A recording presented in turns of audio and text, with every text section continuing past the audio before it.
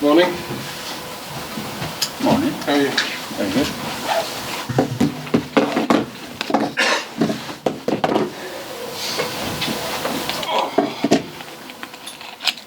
Morning all. Melissa, do you want me to start you?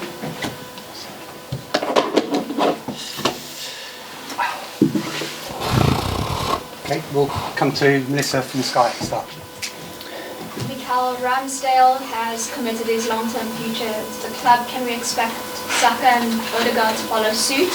And is it a good reminder that while it's the end of the season, this is just a start for a young Arsenal team? Well, delighted with the news for Aaron. He fully deserves that new contract, that extension, and obviously we want to keep our talent at the club and build on that. And there were a few more, obviously, that are very relevant for us to continue with that relationship, and we are working on that.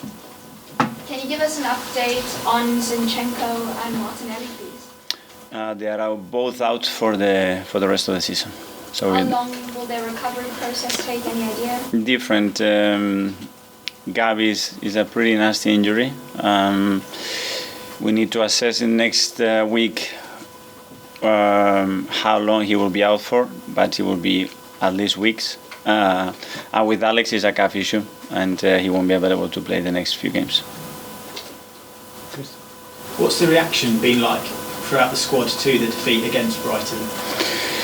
Obviously a very difficult one to swallow, especially the way it happened in the last 25 minutes of the game after a first half where it was very competitive and we should have taken much more advantage of many situations that we had in the game. So it was tough, but at the end we discussed the following days about where we are, what we've done, the remaining 2 games, what the possibilities are there, what is in our hands, what we can deliver, and we want to continue to be at the level that we've been for 10 months. And just looking ahead to the Nottingham Forest match, what do you make of the job that Steve Cooper's done there, and also the fact that the club stuck with him during a difficult time? Brilliant. They made so many changes, and I'm sure he found it very difficult with the amount of signings that they had, but the club stood patient, especially the way they performed the year before as well, and what they've done in the league and maintaining that belief and that unity around the place. Big credit to him for what he's done with the team. And just finally from me, what does it mean to be nominated as one of the managers of the season in the Premier League? Great, obviously a huge privilege. There are top managers in this division, and to be part of that is always really, really nice. Hi, Mikel. There have been so many more positives than negatives this season. Is that what you've been trying to explain to the players this week? Because they must have been down after the Brighton.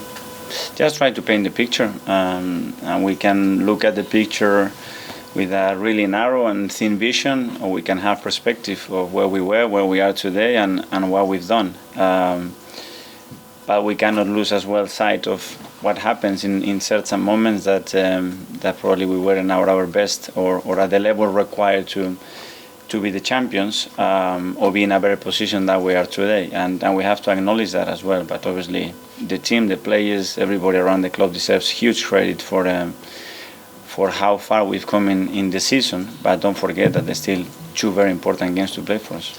At the start of the season, I guess top 4 would have been an aim, or the aim. Are Arsenal now, at the end of this season and building over the summer going into next season, genuine title contenders at the start of every season?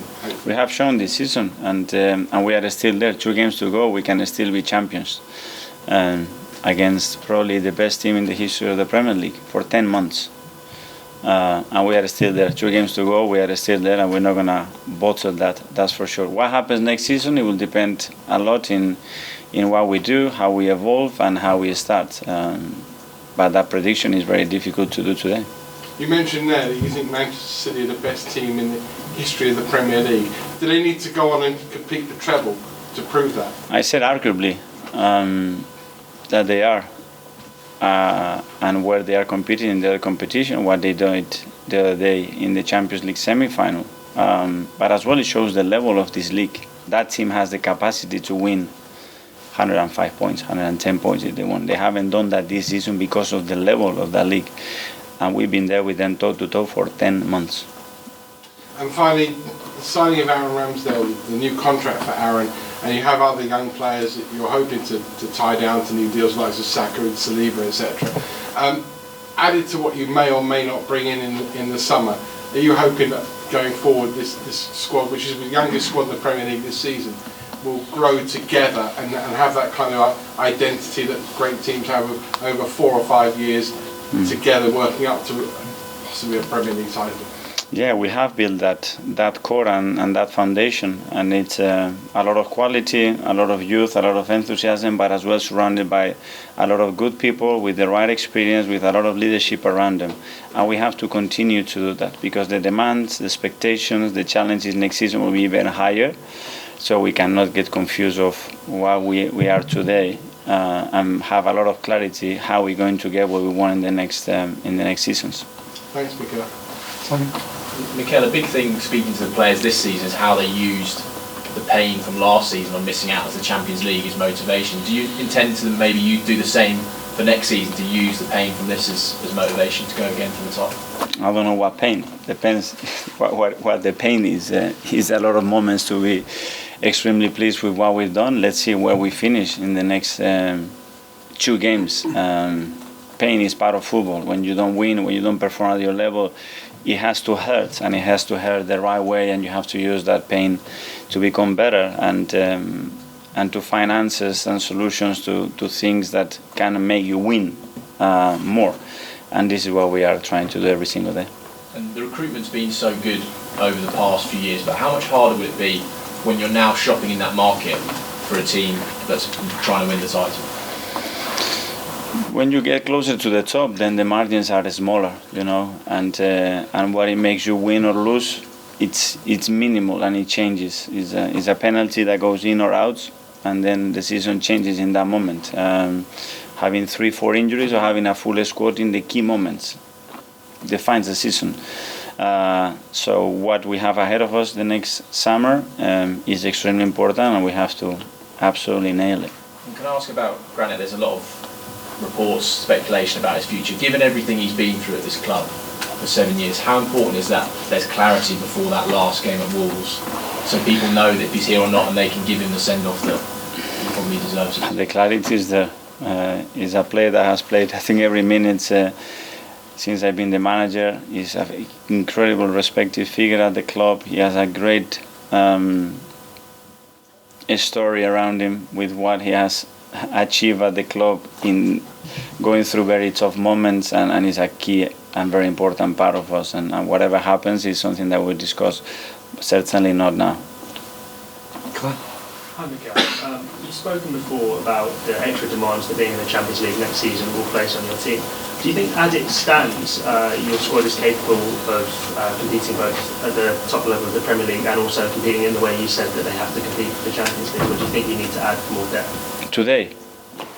No, at the level that we want, no, because we didn't have the capacity to do that as well with the Europa League. So it's part of that evolution, you know, and we have made a lot of good steps, strong steps in that journey, and we have to continue. That never ends, you know. We want to be better, the rest will be better, the demands will be higher, and we have to start and live with those standards and improve and be smarter. That doesn't mean only to sign players.